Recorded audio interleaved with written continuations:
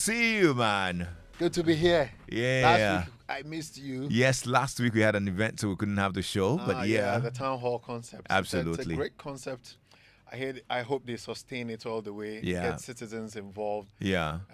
So that we can put a little bit of pressure, good pressure, on the political parties, so that they end up doing what we want, and Yeah. not what they want. So too bad we're not here, but I think it was a very good event as well. Kwame, how's the Ghana month so far? Not really enjoying every bit of it. 27 days? Yeah. into I'm it? I'm happy to see you in your lovely print as well. Thank you. You look Thank very you. Ghanaian. Thank you. Thank you. Very, very Ghanaian. Right. So, Kwame, 2 weeks ago, we had a conversation about gunpowder. Hey, no, sorry. Oku Ampofo, a great medical mind from Ghana. Kwame, it's easy for us to always forget the good things about Ghana, and I think sometimes we go over the top, wallowing in our woes and thinking all doom and gloom. Omudum Kanyana is doom and gloom, but There's some This good stuff to man. revel in, eh? yeah, we need to remind ourselves that there are a lot of great things about this country, and that's why I love this whole Ghana month, concept. So for me, this opportunity to talk about my medical heroes, our medical heroes, Ghanaians who have really put Ghana on the map when it comes to healthcare delivery globally, nationally. It's a good opportunity. So it's good to be here another Wednesday, and we're going to talk about another important man. Kwame, his name is Felix Israel Domeno Konote Aholu. I don't know whether the parents were worried that he might get lost somewhere. So they gave him plenty names just in case he forgets one. But by the end of the show, we realized that this man has a great mind. There's no way he's going to forget any name. So, Felix Israel Domeno Konote Aholu. Kwame, you've seen the alphabets after his name. Yeah. FGA, FRCPSG, FRCP. FWACP, Uh-huh. ACP Concrete Products. Come on. Now. Wow. The moment you begin to see a lot of these alphabets after anybody's name, then you know that this person is an academic and he is a special mind. So he's a Ghanaian physician.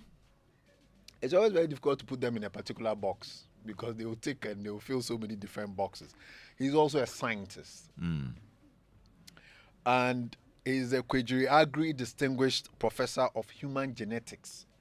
It's one discipline that a lot of people wouldn't know about. Oh, we know about pediatricians, we know about gynecologists, we know about ophthalmologists, but many people wouldn't know about a geneticist. You say, oh, what's your field of specialty? And you say, oh, I do medical genetics. Everybody will look at you and think, and also idea. Well, today we will learn about medical genetics through the work of this great man. He's also a consultant physician, and in terms of our ranks in the medical profession, the way the military people, they don't joke with their ranks. Yeah, police they don't take it too seriously. But Shit. hey, sir, Shit. hey. Jai. There's the military people that come here, I know that they don't joke with their or the Please. uniform people across Hey, board. everywhere. They don't You joke have with to their salute. rank. Right. So the consultant is actually sort of like the general rank, where you get there. So that's also our equivalent in the medical field. So he's a consultant physician. He's also a genetic counselor. And Kwame, when we talk about Harley Street, it's one of the famous streets in the UK or in London. Most people would know about it. I think it's the street that has the most densely populated healthcare institutions globally on that particular street. Some of the top-notch doctors. So if you have an address there, then you have you know, it says a lot Okay. about where you practice or the level of practice. You know, so he's a consultant physician and genetic counselor for hemoglobinopathy. So we'll talk a little bit about that, or sickle cell states in Harley Street in London. And he's the world's foremost expert, or one of the world's foremost experts on sickle cell disease. I see. So that is Felix Israel Domeno Konote Aholu, an expert on sickle cell disease. I mean, I know that these days the word expert is used very loosely. Everybody seems to be an expert, but these are the real experts. When people have to come to you, if you want to say anything about sickle cell, you go and consult him before you do anything globally. So that he's a real expert. He was born on the 12th of July 1930 in Odumase Krobo. So I mean, have you seen a trend developing Eastern region? Odumase Krobo. That's where Presec started. That's where Yeah, Presec started. The great baobab tree. The great baobab tree. Isn't Odumase Krobo? Is there? Where Squabby are right. 1938. I am not surprised. We are not surprised. I am totally not surprised. But Kwame Okwachimota, he's an Akura. He went to Achimota. That's why Achimota is a good school now. Yes, because yes. if you had people like that, Grace is making a lot of people from Odumase Krobo go to Grace, exactly. Achimota would be a good school. It would be a good school. Oh, I'm we started, impressed. He gave him the foundation. Yes, he gave the foundation. So Basel Presbyterian Mission School. That's where he started. Basel. Presbyterian boys. That's Basel. where he started. That's where he started. Exactly. Oh, and we had too many good students, so we decided to distribute something. I can't just say, you go to Achimota. Go and help them small. Yeah. So he's an Akura. So 1947 to 49. And then he took the Cambridge School Certificate exam. And doesn't Achimota need to come and pay royalties to Presec or something? Exactly.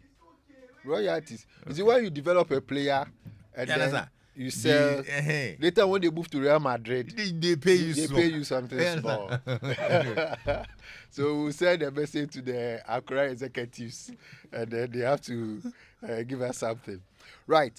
Then he proceeded to the then University College of Gold Coast, what is presently University of Ghana, between 1951 and 53, and then he went on to London University, where he read medicine at the University College of London. Kwame, it's very, very important that we trace this educational background, because government of Ghana has sent a lot of doctors out over the years. Unfortunately, some of them go and then they can't find their way back. I don't know whether they lose their passports or not. But when he graduated in 1959, and after full registration in the UK, he came back to Ghana and joined the Ghana Civil Service as a medical officer. And then he was posted or joined the University of Ghana Medical School and the Ministry of Health, where he was posted to the Kolebu Teaching Hospital. There, he directed the largest sickle cell disease clinic in the whole world. So a lot of people don't know this, but for a long time, the largest sickle cell clinic in the world was located right here in Ghana. And he had the opportunity to conduct research with some of his colleagues into this disease. That's where he put a lot of his energy and his very, very intelligent brain or mind to work. Out of the research came some very, very important findings. So, Kwame, you know that when people make discoveries, they give them names. If you are intelligent enough and you work hard enough and you make any scientific discovery, you got the opportunity to name it. People name it after themselves. People name it after their hometowns, their countries, and so many other things. So in the medical literature, there's actually a unique type, and I'll talk about sickle cell in a bit. We all know that the problem with sickle cell is a particular pigment or chemical substance called hemoglobin, which is found in red cells. And when he conducted his research, he came up with a new form of hemoglobin, and he gave it a name. And the name is hemoglobin Kolibu. Ah. Yes. So when we talk about hemoglobin A, hemoglobin C, hemoglobin S, he put us on the map. So there's hemoglobin Kolibu, actually. And Kolibu is actually in the medical literature thanks to the efforts of Felix Israel Domino Konete Aholu and his colleagues.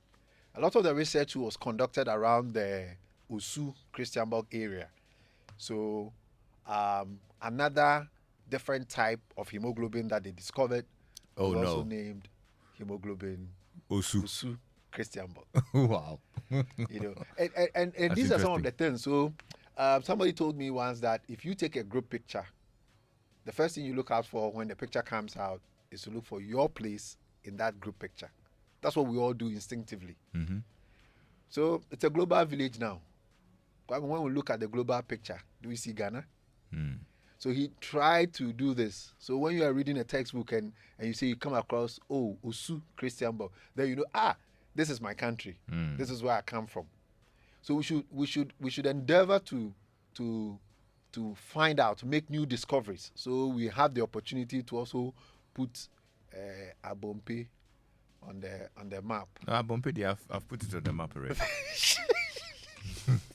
Okay, Kwame, let's put it in the book. In the book, yeah. Okay. Put it in the book. Abompe is internationally recognized. Internationally recognized. Abompe, Right. Jinasi, Osino, Exactly. Fantiakwa. Fantiakwa. North, South. Nina. Yeah. Exactly. So for me, I really like what he did and what all of this research, came up with. He worked in Kolibu, Rich Hospital, and then he was also a director of what we call the Ghana Institute of Clinical Genetics, which is still in Kolibu. Kwame, he has lectured everywhere important in this world. Yes. If you go to the United States of America, I think when we all talk about Yale Medical School, I don't talk about the Ivy League schools. Kwame is going to mean Yale in film. No, of course. Howard University College of Medicine. Oh, wow. Another major university. Cornell, New York, lectured there. Johns Hopkins, lectured there. So when you are invited and you hold positions in all these places, very, very, very important. He's also lectured in many, many places around the world. Turkey, Brazil, Greece, Singapore, Australia, India, Hungary, Canada, Denmark, Switzerland, Sierra Leone, Ivory Coast, Senegal, Kenya, Tanzania, South Africa, and Egypt. So when we say this person is an expert, he is a true expert. And that is why he gets invited to all of these different places to talk about sickle cell, which is a genetic disorder. So, listeners, this is the man who we celebrate today. He's still alive. He still lives in London. He was born in 1930, right? So that makes him what, 94? 94. Wow. 94. He'll be 94 in July. 12th July, he'll be 94. He's still alive. And Kwame, he still has a very sharp brain. We have a doctor's platform. Yes, every now and then we'll get into an academic argument on the platform. You mean on WhatsApp? Yes, it's a GMA Google's group and all of that. He will join in, and we're all very eager to hear what he has to say. Wow, awesome. Or your argument, and then we the young ones, we always have to go and, we're waiting for the side he will occupy, and then make sure that you're on the winning side. Yeah, but he's still a very, very sharp mind at his age, and I'm really looking forward to the opportunity to meet him one day, because I've never met him in person, but we all know so much about him in that field. So Kwame, let's talk briefly about sickle cell disease, this condition that he's worked so tirelessly all his life as a prototype of a genetic disease. So Kwame, we are our bodies are made up of cells, and these cells carry genes, chromosomes that have genes. The genes are sort of like codes. Today, all children are learning coding. So you write a code that tells the machine what you want it to do, or the computer what you want it to do. Genes are pretty much the same. If you have genes that give you basketball height, then you grow to that basketball height. If you have genes that will give you a presidential height, then it will give you a presidential height. If you have gene that gives you light skin, then you become light skin. So these things are programmed before birth. But I mean, it so happens that these genes can be altered. So today we hear about genetic engineering, when you can create alterations in the code that will determine even your eye color, your skin color, and certain physical attributes, and even disease risk.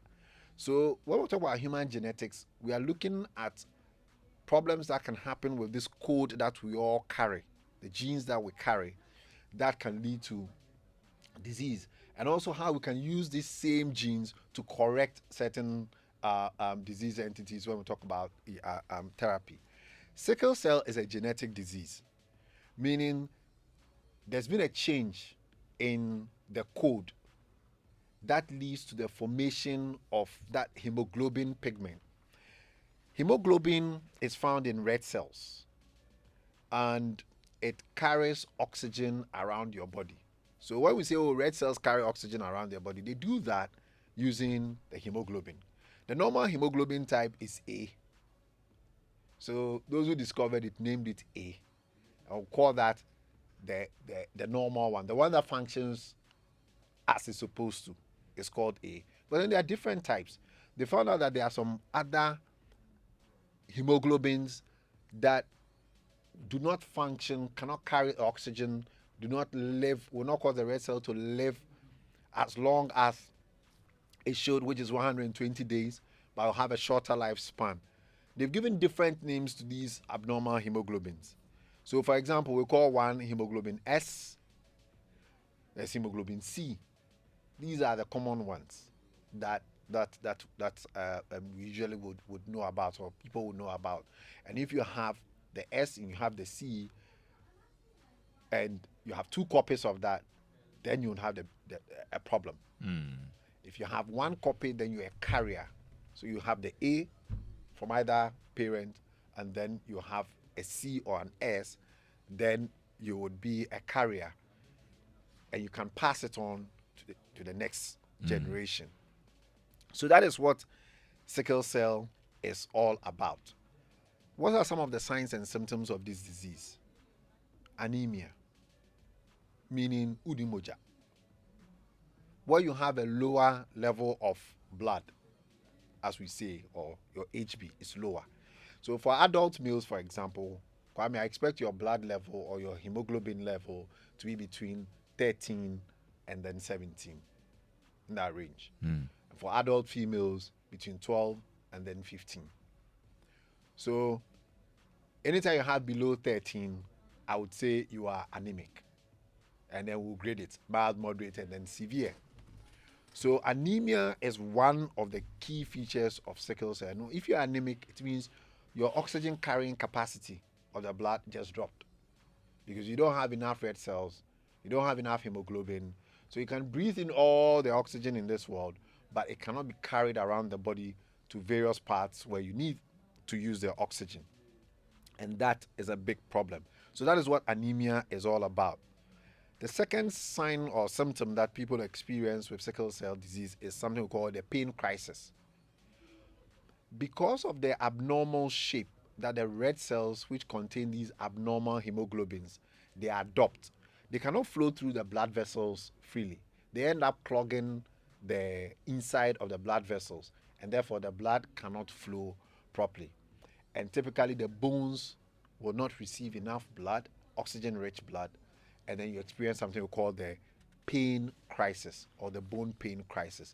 It is really excruciating. If you see somebody with bone pain crisis, Kwame, it's a very terrible thing.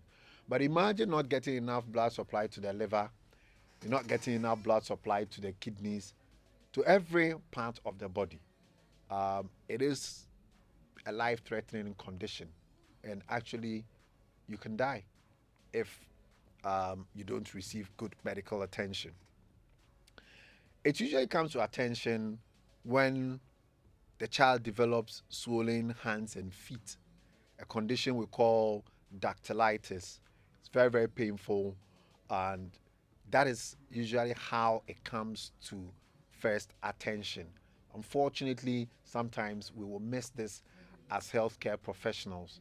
So, any child who comes to the hospital, and at that age, 2 years, 3 years, they can't talk. So, all they do is they cry a lot. The child is very irritable, and it's very, very important that any irritable child under 5 that you see, you really take note of the joints of the hands and feet. If you're a parent and your child is very irritable, don't just say, oh, akulei kura dio suhame dodo. Yes, the child is irritable because there's something wrong. You would want to take or pay close attention to the joints of the hands and the feet. If you notice that they are swollen, and then when you touch, the child even cries even more, you may want to think or go to the doctor and suggest to him or her to check for sickle cell, find out from your family if you have the history. Remember, it's genetic, so it's passed on. It will be there will be a positive family history. Okay. Let me rephrase that. You may be a carrier, or in your family you may be carriers, so you may not show overt, symptoms. But then you marry another person who's also a carrier, and then your child may be the one who shows the symptoms. So you may not necessarily have members of the family showing symptoms. The next way they present sometimes is that frequent infections.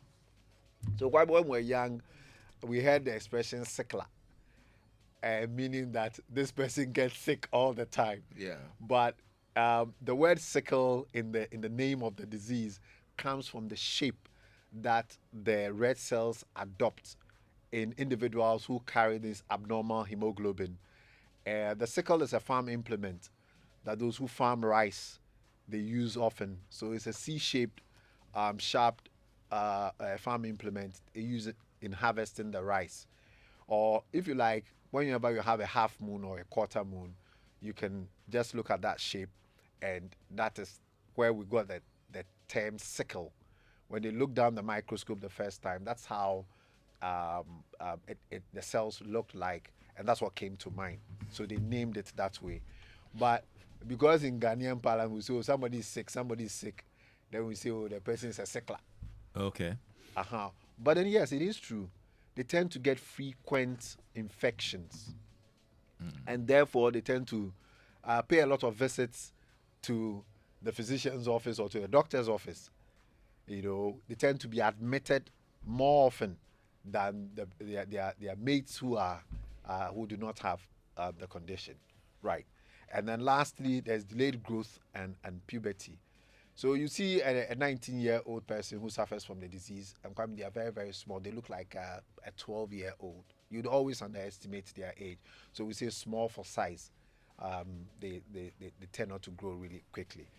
So that is a brief summary of the disease that Konote Aholu brought the world's attention to, and he did so much work to give us great understanding of sickle cell. Yeah. His work has had profound impact on our understanding of not only sickle cell, but genetic disorders, and he's one of the great heroes in the medical field.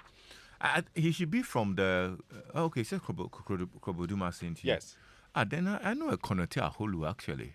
Right. Elena Konote Aholu, she works with Dean. Oh, okay. Yeah. I'm sure she's probably well, then she's got a very eminent family member she should look out for. Yeah, I'm sure of that. So they all come from one family. Konote Aholu. Wow, good stuff. Yeah. And that's some very good education as well. Right. There's some questions that came in about sickle cell, but already because we ran out of time, maybe I would want you to give out your number Right. for them to reach out to you and seek some Clarity. yeah. Right. So the number is 0501 477 340.